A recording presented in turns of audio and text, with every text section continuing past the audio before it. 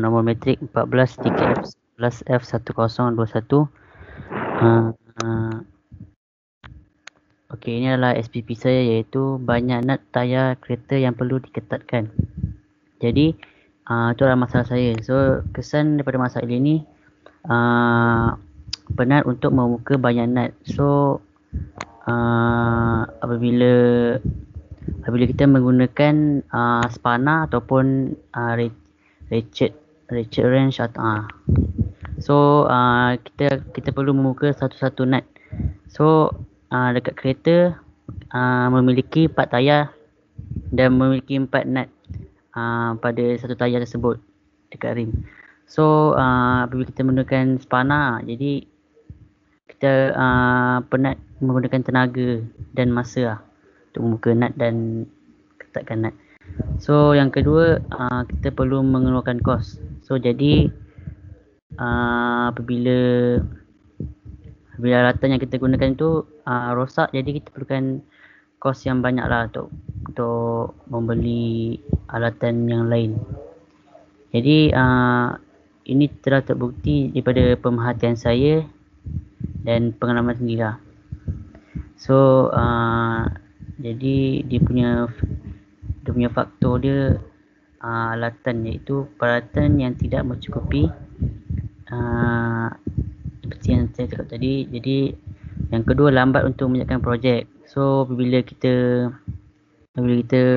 menggunakan spanner, jadi kerja-kerja kita akan menjadi lambat. Jadi yang ketiga, tools yang mahal, iaitu apabila pekerja kita ramai, jadi kita perlukan banyak alatan. So dengan itu kita akan membeli tools yang lain untuk membuat satu kerja itu. Jadi masalah dia lah untuk membuka nut yang banyak menyebabkan masa yang lama. So cara untuk mengatasinya adalah saya akan menghasilkan alat yang memudahkan untuk membuka dan mengetatkan nut tayar kereta bagi memudahkan kerja. So inilah SPP saya dan lakaran saya. Ini adalah lakaran saya daripada pandangan atas dan pandangan harapan. Melalui AutoCAD. So ini adalah lakaran saya. Yang atasnya adalah pemegangnya. Saya menggunakan 5 gear, iaitu akan menyambungkan kepada ratchet 4. So ukurannya tepat untuk kita fixkan dengan nut yang berada di rim kereta tersebut. Jadi saya punya seterusnya iaitu proposal.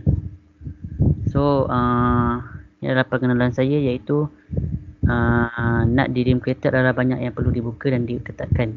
Ini menjadi satu masalah bagi pekerja yang ingin melakukan kerja dengan cepat dan pantas. Selain itu, pekerja itu juga ingin mengurangkan tenaga dalam melakukan kerja itu. Jadi dengan adanya alat ini, mereka tidaklah begitu risau untuk melakukan kerja-kerja membuka rim tayar kereta yang banyak. Jadi seperti yang saya cakap, ratchet wrench ataupun spanner menyebabkan masa yang lama apabila ingin membuka nut kereta. Jadi itu adalah saya punya pengenalan. So seterusnya adalah 1.2, iaitu latar belakang projek. So kita diperkenalkan dengan alatan yang canggih pada masa kini yang boleh menjimatkan masa dan tenaga pekerja. Jadi dengan adanya alatan ini yang saya buat ini dapat memudahkan satu kerja. Oleh itu alatan ini digunakan tidak mencukupi bagi setiap pekerja, lalu kos pengeluaran bagi alatan tersebut adalah tinggi. Dapat kita lihat kebanyakan pekerja sering menggunakan alatan setiap hari, jadi berkemungkinan kerosakan pada alatan itu tinggi. Jadi itu sahaja, pekerja juga perlu menyiapkan kerja itu dengan cepat dan mudah. Dengan adanya alatan ini, saya dapat mengurangkan kos sebab tidak perlu membeli alatan yang lain. So menggunakan alatan ini memang amat mudahlah memudahkan kerja manusia, tetapi setiap penggunaan alat ini mengalami kerosakan.